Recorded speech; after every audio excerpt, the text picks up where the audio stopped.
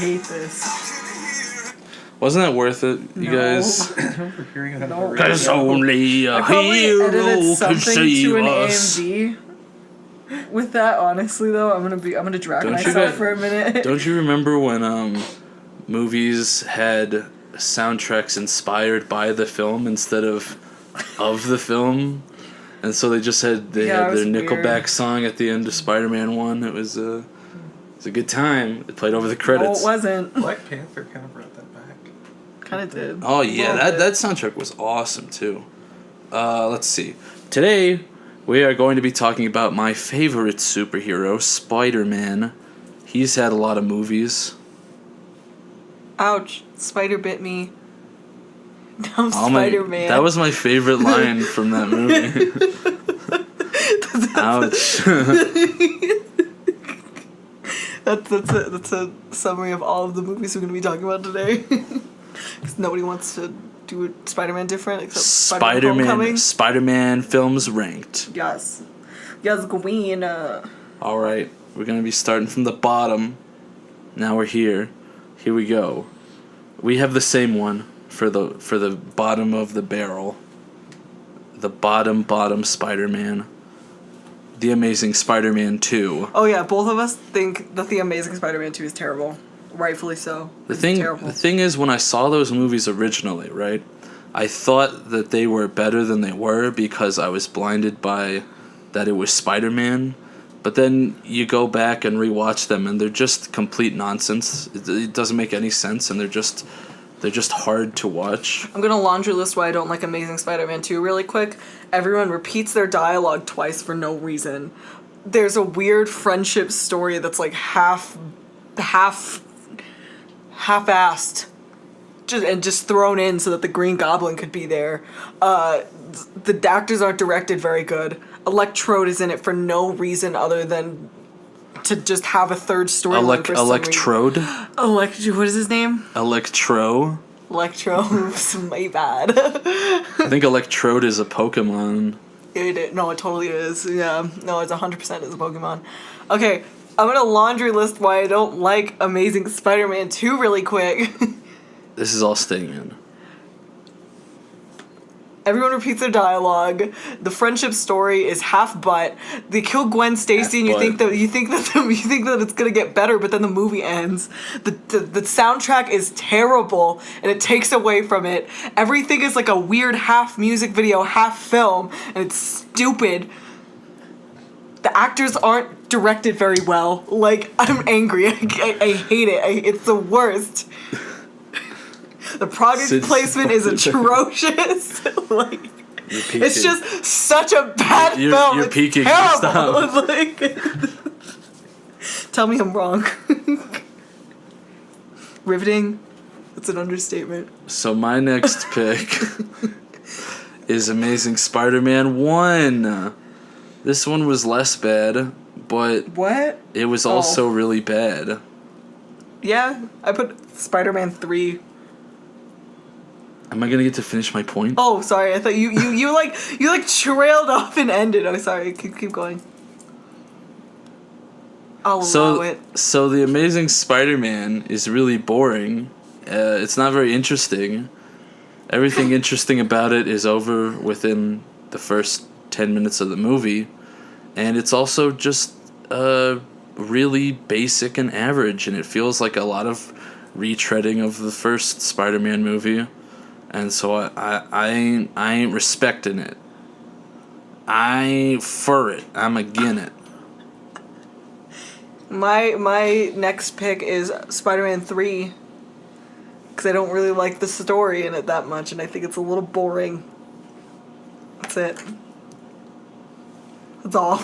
My next one, this is number 4, if you're counting. Spider-Man 3. Not as bad as we remember it.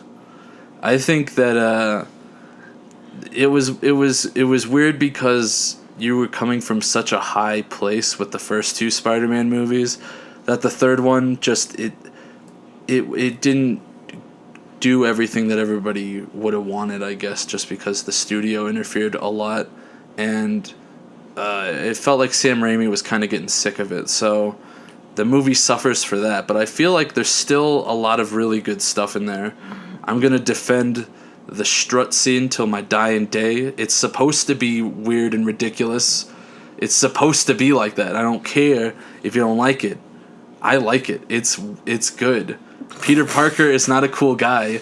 Him suddenly being confident enough to try to be cool doesn't mean he's gonna be cool. He's a nerd. So that's my piece on that. Spider-Man 3, pretty good, but not great. My number 4 is The Amazing Spider-Man, just because, I mean, I don't know, it's a little bit more interesting to me than Spider-Man 3. I mean, they have okay chemistry in the first Amazing Spider-Man. I don't know why it was just suddenly lost in Amazing Spider-Man 2, because they were dating by the time Amazing Spider-Man 2 rolled around, so whatever. Amazing Spider-Man is my second pick. I'm not going to talk about Amazing Spider-Man 2 anymore. Yeah, amazing. So my next pick is Spider-Man Homecoming. It was pretty good. So, what do you think? You want to go into that? Well, I felt that it really suffered because it didn't have a lot of emotional grounding to it, so I didn't feel the stakes very much when it came to Peter having to push himself to his limits to get to a point where he could be a hero like that. Instead, I need a hero. Sorry. So say you got like so in the original Spider-Man comic book, there's this plot line from, let's see, it might be issue 13, I don't remember, but pretty much Aunt May needs this serum to survive, and Spider-Man needs to get it, and he gets covered in this giant metal thing, and he has to push himself. He can't lift it. He has to push himself to his limits so he can finally push that up there, because if he doesn't, then Aunt May will die.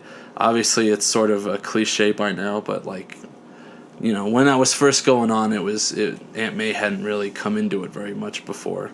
So that was a really emotional moment, and it was a very emotional scene in the actual comics. And in the movie Homecoming, that uses that imagery near the end, Spider-Man has to push this off of him, otherwise the Vulture's gonna steal something. And the words of encouragement that enter his head to get him past that is Tony Stark being like, if you're nothing without the suit, then you don't deserve the suit. And that's it. That's all you get. And Tom Holland's acting pushes it far. But excuse me, why doesn't he ever face consequences for his actions? He just ditches detention. His friends forgive him for ditching the freaking competition that they went all the way to Washington, D.C. to do.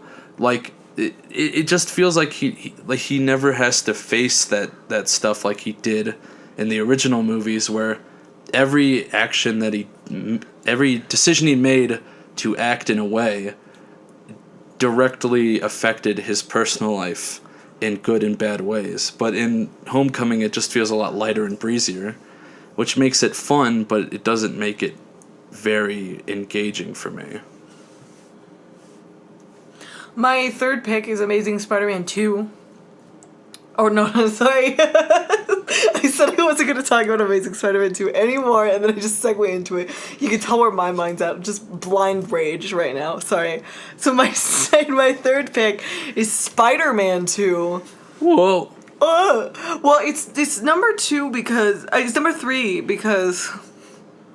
Sorry, let me start over. For fuck's sake. My third pick is Spider-Man 2. This is mainly because with Spider-Man 2, I find a lot of it recycled from Spider-Man 1. That's the thing about the Sam Raimi trilogy that like annoys me a little bit. I think it's very well done. It's just a minor thing about the story that annoys me. It's just like, I mean, like, this is my top 3 I'm debating between. So don't give me that. So Spider-Man 2 bothers too much. I'm like, I don't feel much tension when Mary Jane, whatever, is being like taken captive by all these villains. Listen, I'm gonna jump in here right now because Doc I got Ock is something. really interesting. I got something to say. This isn't a rap battle. I got something to say about this. But and so No, wait. Let me talk. A couple of the narrative things are just recycled, and I saw it all already in Spider-Man 1. Doc Ock adds a different element to it, which I think is really interesting, which is why it's rated higher for me than Amazing Spider-Man. But it is not in my number 2. Now go. I'm gonna say that just because Mary Jane Watson is in direct danger at the end because of the villain, like. Take a shot every time she's in danger in the trilogy. Let me You'll tell get you, alcohol no. poisoning. The thing that's more important is that she starts to dislike Peter because he doesn't have enough time to actually be around her and be her friend. So she starts to become distant and then yell at Peter because she doesn't understand that he's Spider-Man, but he has to make the choice between, what he's gonna do. And so there's a whole emotional layer to Spider-Man 2 that makes it more. I understand that emotional layer. I see that emotional layer. I recognize it. That doesn't mean it's higher on the list for me. I wasn't arguing for you. I was just saying that it doesn't recycle stuff from the first movie. I understand it, and that has nothing. The issue isn't that I don't understand it. The issue is that I just don't find that enough to push it forward. I was merely addressing that you said that it borrowed too much from Spider-Man 1. I was just saying that it developed on that stuff and pushed it further. That's fine. That was all. Great. So I'm going to go into my second one because yours are tied for first, right? Yeah. So my second one is Spider-Man Homecoming. Now, I made a lot of jokes before Spider-Man Homecoming. How many times am I going to see Peter get bitten by a spider and Uncle Ben die? How many times am I going to see it? I'm done seeing it. I'm over it. Pretty much. So I really liked Spider-Man Homecoming because it delved into that, but it wasn't just that. I thought it was a new take on Spider-Man. I really liked it a lot. I liked his chemistry with everybody. I love Iron Man. So I just thought it was really good. I was really annoyed when Gwyneth Paltrow wandered into the film at the end because I thought her contract had ran out and I was pretty excited about that, but that's fine. That's a minor thing. Whoa, is there a rivalry between Erynn Mitchell and Gwyneth Paltrow? There's no rivalry between us. I don't know her. We don't know each other. I just don't like her. There's no rivalry present. The face-off goes on. Wow. More on this next week. Just kidding. Yeah. And so, obviously that means my number 1 is Spider-Man 1. I think it's great. I think it's just a really well-made film. And it's really interesting how it emulates... I'm not as into comic books as Charlie was, or as involved with comic books, but I have read a few comic books in my life, and it was very emulative of that kind of comic book style. Yeah, that's the best thing about Sam Raimi, is that he has adapted comic book language and cinematic language together in what I would consider the most successful way.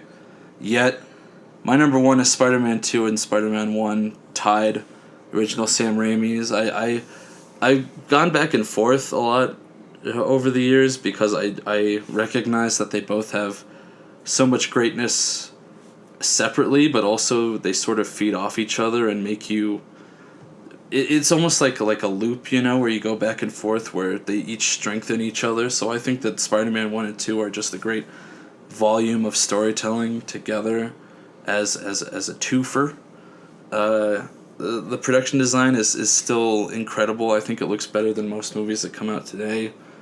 They're really fun and funny and charming, and they're not afraid to be corny because it's just sort of like a very... They feel very genuine, I guess, is the main thing. Yes. Or at least I think about that with the first. Just kidding. I'm just gonna say Doc Ock is a better villain than the Green Goblin in those movies, but... Are you kidding me? Willem Dafoe is so good. Alfred Molina. Alfred Molina? Willem Dafoe. Willem Dafoe or Alfred Molina? Tell us in the comments below. I offered you friendship and you spat in my face. Tell us down below. Where can they reach us, Erynn? Well, they could reach us at... Also, tell us your Spider-Man ranking, actually. So, we quick before we... You better not put on Hero ever again. You better not. You better stop. Wait.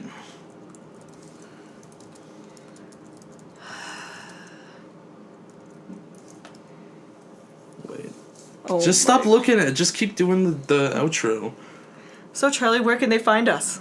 They can find us at youtube.com at Gentlemen Prefer Cinephiles. iTunes.com at Gentlemen Prefer Cinephiles. They can find us at Instagram. Gentlemen Prefer Cinephiles. And our website, gentlemenprefercinephiles.net, and on iTunes. Yes. We love you all. Goodbye.